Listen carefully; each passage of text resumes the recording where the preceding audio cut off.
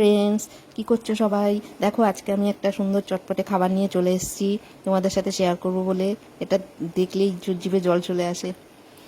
কি করছি বলো তো? এটা আলু কাবলি তৈরি করছি। আলু সেদ্ধ করে রেখেছিলাম, সেটা টুকরো টুকরো করে কেটে নিয়েছি। এদিকে শসা, টমেটো, পেঁয়াজ কুচি, কাঁচা লঙ্কা, ধনেপাতা কুচি করে রেখেছি। ছোলা মটর ভিজিয়ে রেখেছিলাম, সেটা রেখেছি। আর তেঁতুল গলা জল করে রেখেছি। বিট নুন নিয়েছি, আর একটু সাদা নুন নেব। তেঁতুলটা আমি ভিজিয়ে রেখেছিলাম, কাতটা বের করে নিয়েছি। আর একটা ভাজা মশলা করেছি, সেটা হচ্ছে জিরে, ধনে আর শুকনো লঙ্কা কড়াইতে নেড়ে সেটা গুঁড়ো করে নিয়েছি, শুকনো কড়াইতে নেড়ে। এবার আমি এটা মাখবো। সেদ্ধ আলুর মধ্যে ওই সব শসা, টমেটো, পেঁয়াজ, ধনেপাতা, কাঁচা লঙ্কা সব দিয়ে দিলাম। ঝালটা যে যার স্বাদ মতো দেবে। ছোলা মটর দিয়ে দিলাম, আর তেঁতুলের জলটা দিয়ে দেবো। আর বিট নুন দেবো। বিট নুনটা অবশ্যই দেবে, বিট নুন না দিলে ভালো লাগবে না। বিট নুনটা বেশি দেবে, আর সাদা নুন অল্প করে দেবে।